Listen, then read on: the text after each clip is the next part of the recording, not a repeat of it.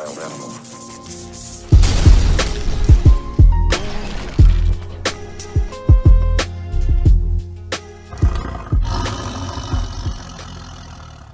Anthony Spade channel. Before we get started today, go ahead and hit that like button.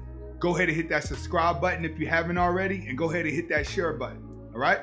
Today we're going to be talking about how to stop being a people pleaser. All right. And I think that when it comes to men, a lot of guys are people pleasers. And I think that when you're trying to be a people pleaser, it's going to actually slow down your process of being a red pill man. It's going to slow down your process of being a MGTOW man. Actually, in a lot of cases, going MGTOW is going to help you not to be a people pleaser, because it's going to separate you from dating. It's going to separate you from being too close to people, and it's going to allow you to figure yourself out. But when you're a people pleaser, you're constantly headed down a dreaded road. So today I'm going to teach you how to become a stronger person, how to recognize things within your body that you may not see now. All right? We're going to first talk about why you're a people pleaser, the effects of people pleaser, why being a people pleaser keeps you in bad relationships, and then I'm going to teach you how to fix it and things you need to look for. First, we're going to talk about why you're a people pleaser and how. Okay, as a people pleaser, you must realize this. You are a professional liar, right? Accept that. All people pleasers are professional liars. The person that's always trying to adjust their emotions to other people's emotions is a professional liar. Because when you adjust your emotions to appease somebody else, you're ignoring how you really feel. And that's what's gonna crutch you in the long run. It's not being brave enough or confident enough to tell people exactly how they feel. So when you're acting like this, you actually confuse people. I'm gonna explain to you why you confuse people. Because you go so long being the people pleaser, adjusting your emotions, that all that animosity that you wanna say builds up. And it builds up, and then one day you snap. And when you snap, everybody is sitting around like, what happened to Johnny? Why is he acting like this? What did people do to him like that? What's going wrong with you? You're gonna want people to understand why you're snapping, but they ain't gonna never understand you because you were never real with them up front. So they're not gonna take you serious. This is the effects of people pleaser, is that when you wanna be serious, they're not gonna accept you being serious because they're so used to you adjusting your emotions and lying, all right? Now, most of this comes from a childhood. All right? In a childhood situation, 9 times out of 10, you had a mom or a dad who was very full of a lot of tense, that got mad really fast. And when they lash out as a little kid, it scared you. And what it does is it demasculates you. A lot of men from single parent homes, especially black men, have been demasculated, and black men became a people pleaser, which is why they date bad women and black women run all over them. When you're a nice guy, it mainly comes from a childhood where your mom or dad was lashing out, and as a child, you were demasculized and you adjust your emotions to make them happy, so it was less tension in the house. This carries on with you throughout your life, and then it puts you in a relationship that you start actually acting like this with your spouse. You start dating people that have the same mindset as your parents that caused you to be a people pleaser. So now you'll date a woman that lash out. And then when that woman starts lashing out, you start adjusting your emotions to appease her. That you become so used to doing it, it becomes part of your neurological system. So all you know to do when she lash out, you instantly got to be happy. You give yourself excuse. You cannot be real with her. Because the more you try to be real with her, the more tension she's probably going to have. At least that's what you think. But in a lot of cases, being honest may stop a lot of that. So when you're in a bad relationship and you want to get out because you're scared to get out. Let me explain to you why you're scared to get out. Because you're scared that if you leave the relationship, the next person that they date is going to treat them bad because you've been adjusting your emotions so much to treat them good that you think that they need you now. Now you're like, man, this person needs me because I adjust my emotions to make them happy. No one else knows how to treat them the way I treat them. So I'm going to stay in this bad relationship, because if I leave this bad relationship, then the person I'm adjusting my emotions to is going to fail. They're going to be hurt and they're going to fall. But as long as I'm here helping them build up, then they're going to become a better person. No, you got to stop doing that. And I'm going to explain to you how you fix this. All right? The one way that you fix this first, you must realize this. Your confidence and your insecurity levels are really low. That's why you're doing it. You do not believe in yourself. Your confidence level is really, really, really low. What you have to do to get your confidence up, you must face the facts. You have to look in the mirror. You have to understand that these type of things are actually crutching you. So what you want to do is stop being irrational about things. Stop coming to a conclusion to a situation without actually seeing how it plays out.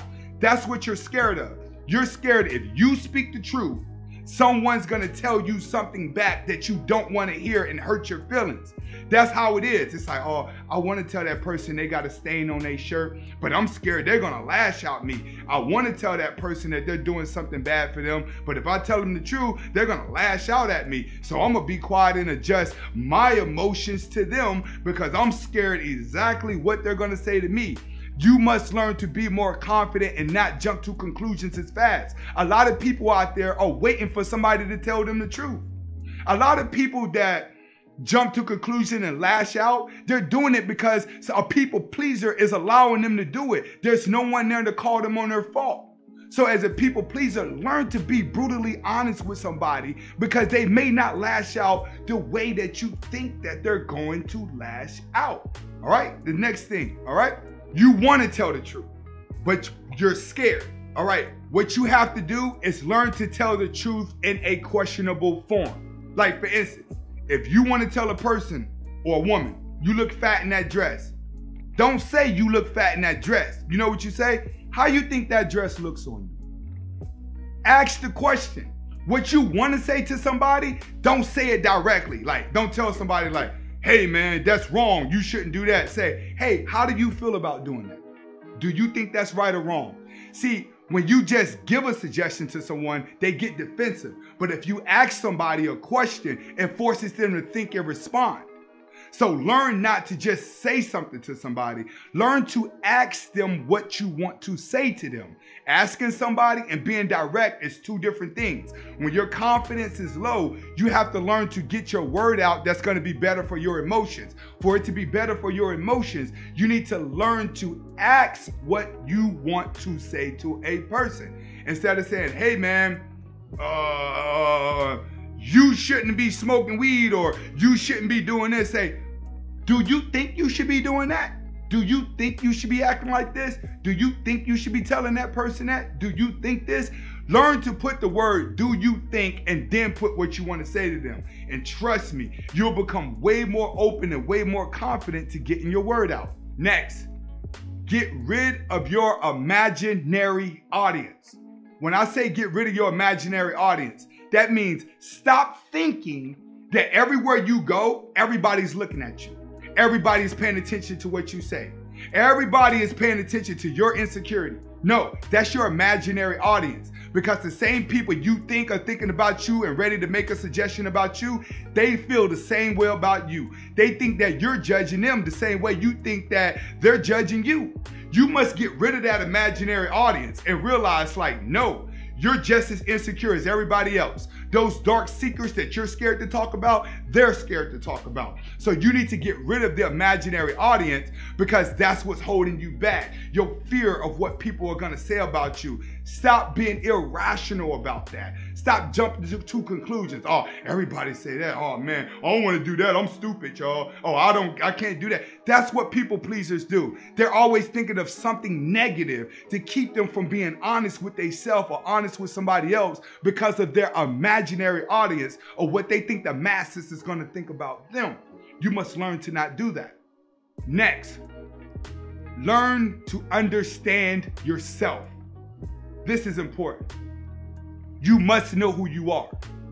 Once you know who you are, then you know how to talk. You know how to react. Once you know who you are, you'll know exactly how to get rid of the right people in your life. Get rid of the wrong people in your life and bring the right ones in that's going to allow you to be honest. Like, for instance, I'm a very red pill, blunt talking person. So the average person that gets around me feel like they can't be honest because I'm so brutally honest. But they'll go around people that's more insecure than them, and they'll be the leader to them as I am to them. You feel what I'm saying? So what you have to understand in that situation is because they know who they are. They know exactly who they can talk to. They know exactly who they can't talk to. Once you understand your audience, or you understand yourself and the audience that's going to be around you, it will help you to be more brutally honest. The more brutally honest you become, the less of a people pleaser you're going to be. You must understand this about a people pleaser. Don't nobody care about you. Nobody cares about your emotions. The more you try to appease everybody else, the more you're going to become a little puppet master within their tool, where they're going to be using your emotions as leverage to get what they want. So you must learn who you are now, learn to stand your ground, and learn to be honest as to what you want to do, and learn to tell somebody, I don't like that, I don't like you, I don't like this, and watch how your life change and you'll stop being a people pleaser. This is Anthony Spade. Go ahead and hit that subscribe button. I'm just getting started. I got so much coming, it is unreal. Hit that subscribe button. Hasta la vista.